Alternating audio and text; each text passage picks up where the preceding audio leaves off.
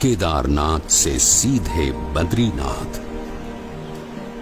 एक ऐसा मार्ग जिससे गुजरने के बारे में कोई सामान्य मानवी तो सोच भी नहीं सकता था, जहां मानो मनुष्य जीवन का अस्तित्व ही नहीं था।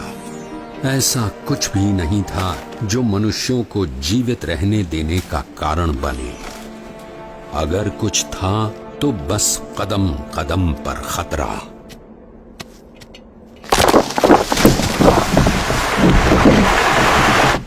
शून्य के नीचे का तापमान जो पानी को पीने के लायक भी नहीं छोड़ता था।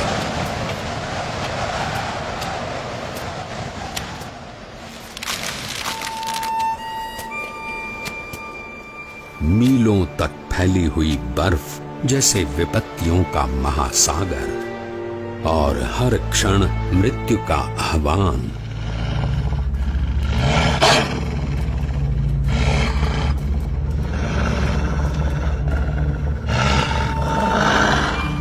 पर केवल 11 वर्ष का एक बालक कृत निश्चयी था अपने ध्येय तक पहुंचने के लिए।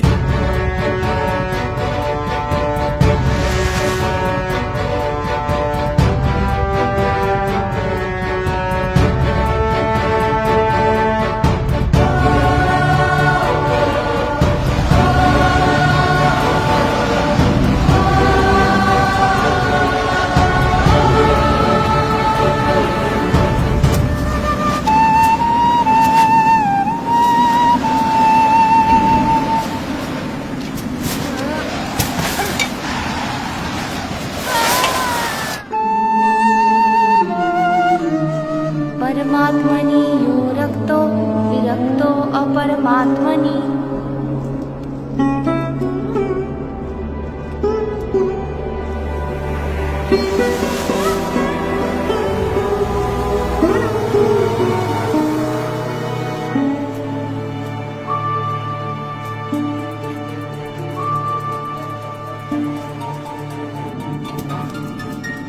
परमात्मनि यो रक्तो विरक्तो अपरमात्मनि।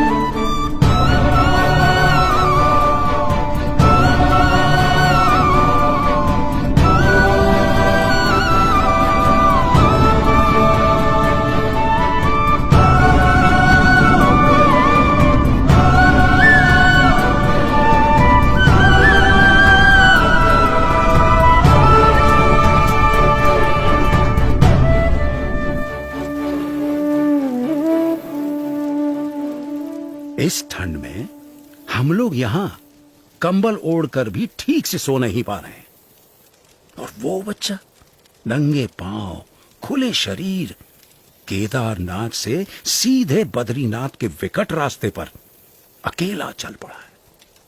क्या हुआ होगा उसका?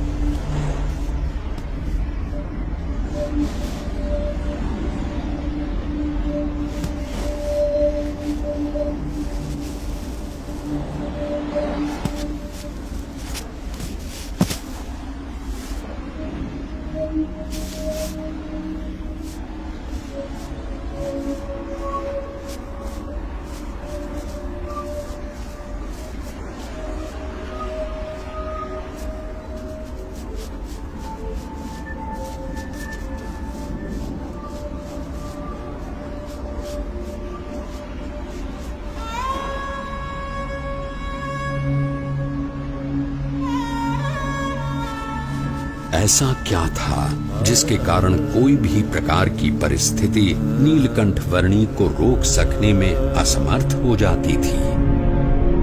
कभी हिम प्रपात तो कभी भयानक बारिश, अनजान और निर्जन रास्तों में जंगली जानवरों से आकस्मिक भेंट, अनजान रास्तों को समझकर पहाड़ियों और खाइयों के बीच में से भी रास्ता कर लेने की चुनौती, और आराम करने के लिए धरती का बिछौना और आकाश की चद्दर। नीलकंठ वर्णी की दृष्टि में ऐसा कुछ भी नहीं था जो इस मनुष्य शरीर से नहीं हो सकता था। देह भाव से पर और मनोभाव से पर नीलकंठ वर्णी की आध्यात्मिक स्थिति ही ऐसी थी जो किसी भी परिस्थिति से ऊपर उठकर उनकी कल्याण यात्रा को आगे बढ़ाए रखती थी।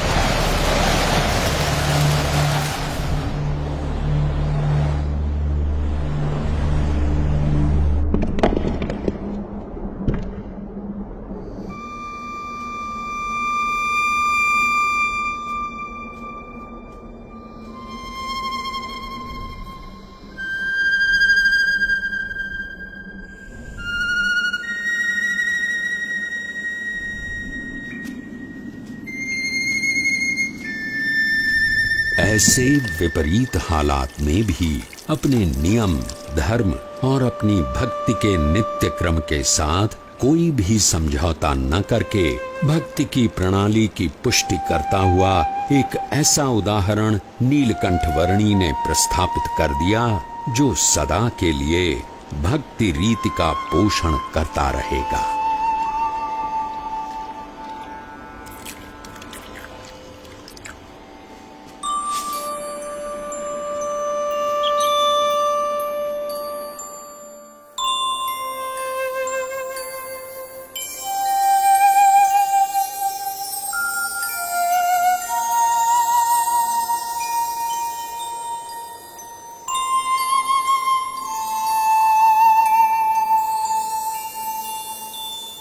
आज के समय में भी कई लोग साथ मिलकर बहुत सारी सुविधाओं के साथ जिसे पार करने के लिए हिचकिचाते हैं, वैसा केदारनाथ से सीधे बद्रीनाथ जाने का लगभग 75 किलोमीटर का मार्ग नीलकंठ वर्णी ने नंगे पांव, खुले शरीर, अकेले केवल 9 दिनों में पार कर लिया।